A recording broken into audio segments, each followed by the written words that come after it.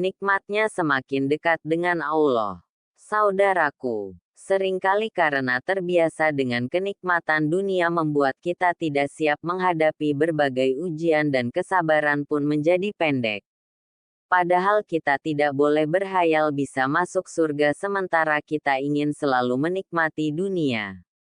Allah Azza wa Jalla berfirman, "Apakah kamu mengira bahwa kamu akan masuk surga, padahal belum datang kepadamu cobaan sebagaimana halnya orang-orang terdahulu sebelum kamu? Mereka ditimpa oleh malapetaka dan kesengsaraan, serta digoncangkan dengan bermacam-macam cobaan sehingga berkatalah Rasul dan orang-orang yang beriman bersamanya, bilakah datangnya pertolongan Allah? Ingatlah, sesungguhnya pertolongan Allah itu amat dekat." Quran Surah Al-Baqarah 214. Saudaraku, sesungguhnya berbagai ujian dari Allah Azza wa Jalla yang membuat kita semakin lebih dekat dan cinta dengannya itu jauh lebih baik daripada nikmat yang membuat kita lalai darinya.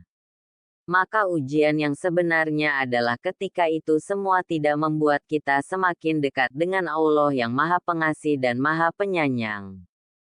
Saudaraku, hakikat berbagai ujian yang kita alami merupakan sapaan lembut dan pertolongan Allah Azza wa Jalla untuk menarik perhatian hambanya agar hanya kembali kepadanya.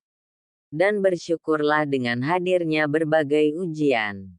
Sebab di balik setiap peristiwa terselip banyak anugerah dan hikmah. Saudaraku, Salamah bin Dinar rahimahullah berkata, "Ada dua perkara yang jika engkau lakukan maka engkau akan meraih kebaikan dunia dan akhirat. Engkau melakukan apa yang tidak engkau sukai jika Allah Azza wa Jalla mencintainya. Dan engkau tinggalkan apa yang engkau sukai jika Allah Azza wa Jalla membencinya." Al-Ma'rifah wa Tarikh. Jilid 1 Hektolumen 381.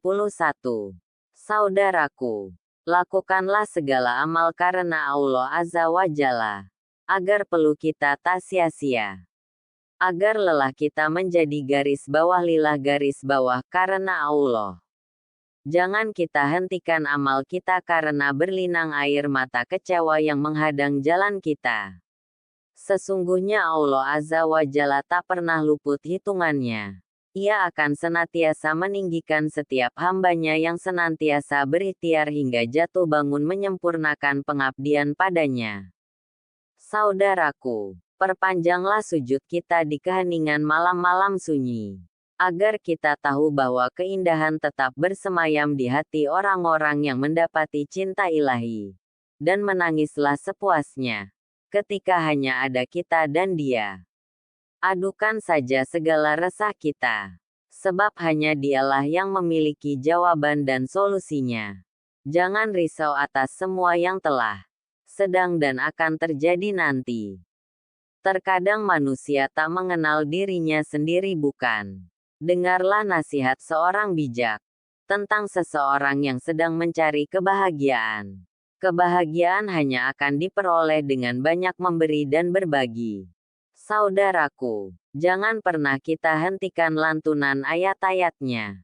Sekalipun suara kita tenggelam tertelan riuh desakan linangan air mata, kita takkan pernah tahu siapa yang akan terobati dengan lantunan kita. Maka teruskanlah lantunkan ayat suci kita. Saudaraku, hidup ini hanyalah sementara. Tidak ada satupun keabadian di dalamnya. Maka, tak ada gunanya berlama-lama dalam duka. Duka yang menahun hanya akan membuat kita buta akan beragam kebahagiaan dan kenikmatan yang disajikan Allah Azza wa Jalla pada kita.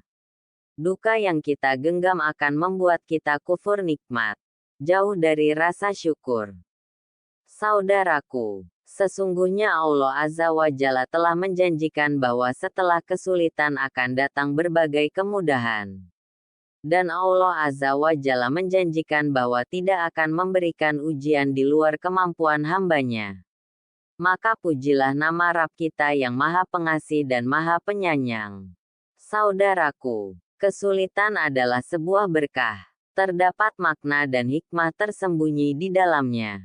Namun tak semua orang mampu bersabar dan berpikir jernih saat mengalami berbagai ujian dan kesulitan.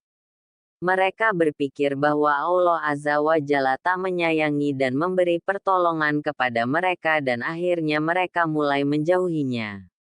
Padahal jika disadari, semua itu hanya suatu tangga untuk meninggikan derajat mereka di hadapan Allah Azza wa Jalla. Saudaraku, tentu Sang Pemilik kehidupan ini Maha Melihat dan Maha Mengetahui. Dia pun pastinya sudah menakar kadar ujian dan kesulitan untuk kita.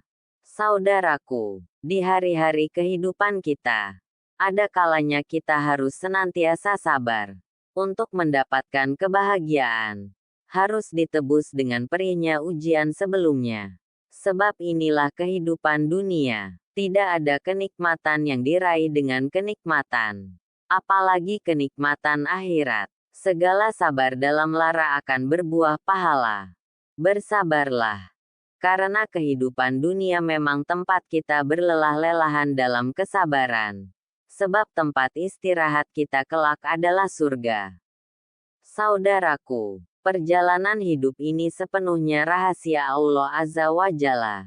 Kita hanya perlu tahu bahwa Allah Azza wa Jalla akan mengatur yang terbaik. Sudah mengatur yang terbaik. Dan memberikan hanya yang terbaik. Jalani hidup dengan istiqomah kepada Allah Azza wa Jalla. Ibadah sepenuh hati.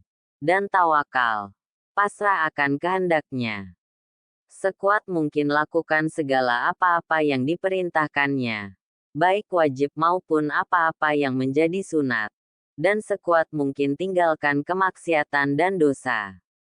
Barangkali inilah dari sekian rahasia supaya hidup mengalir tenang, aman, dan banyak kemudahan. Saudaraku, dalam kehidupan ini, ada saja kemudian peristiwa yang kurang mengenakan terjadi di dalam hidup kita. Sehingga kemudian jadilah kita bagian dari orang yang malah tambah dekat dengan Allah Azza wa Jalla. Atau sebaliknya, malah meratapi dan menyumpahi hidup ini. Ada orang-orang yang Allah Azza wa Jalla bukakan jalan kedekatan dengannya. Justru karena beban hidup yang bukan kepalang berat dan besarnya. Tapi ada yang bertambah jauh dengan Allah Azza wa Jalla sebab kesulitan hidupnya. Begitulah. Hidup ini isinya barangkali hanya ada dua pilihan. Jalan taat dan jalan sesat. Jalan syukur atau jalan kufur, jalan taubat atau jalan bertambah maksiat. Saudaraku, terkadang kita menemukan banyak orang miskin yang bertahan menjaga perutnya dari barang-barang yang haram. Ia kejar kemuliaan hidupnya dengan istiqomah bangun malam salat tahajud dan setiap pagi salat duha. Ia prihatinkan diri dengan berpuasa sunnah. Dan ia jalankan hidup ini dengan ridha dan ikhlas. Bisa jadi hidupnya tetap miskin. Tapi Allah Azza wa Jalla hadirkan ketenangan dalam hidupnya. Rumah tangganya harmonis. Langgeng. Rizkinya sedikit tapi barakah. Mencukupi kebutuhannya. Saudaraku, anugerah itu adalah jika kita bisa semakin dekat dan ingat kepada Allah Azza wa Jalla. Sungguh pun kita berada di dalam situasi-situasi yang menurut orang berkehidupan buruk.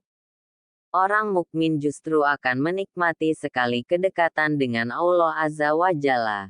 Bahkan meskipun dia ini cacat, miskin, hina dina dalam pandangan orang, dan serba kekurangan. Orang mukmin tidak akan bahagia bila dia dipandang bagus, mulia, terpandang, kaya, berkecukupan, namun Allah Azza wa Jalla jauh darinya. Orang mukmin akan senantiasa berhusnuzan, bahwa apapun yang ditetapkan Allah Azza wa Jalla, ia akan ridha, ikhlas, tabah sabar, dan syukur. Termasuk mereka-mereka yang bertaubat. Dia akan menerima segala kesusahan dengan pengalihan kepada ampunan dan kasih sayang Allah Azza wa Jalla yang tak terkira. Saudaraku, Syekh Abu Hasan Asy-Syadzili mengatakan, prasangka seseorang adalah neraca akalnya dan perbuatannya adalah saksi paling jujur atas dirinya. Syekh Abu Hasan Asy-Syadzili. Semoga Allah Azza wa Jalla mengaruniakan hidayahnya kepada kita, sehingga kita senantiasa istiqomah dengan sekuat tenaga melaksanakan segala perintahnya dan dengan sekuat tenaga menjauhi segala larangannya untuk meraih ridhanya. Amin ya Rabb. Wallahu alam bisawab.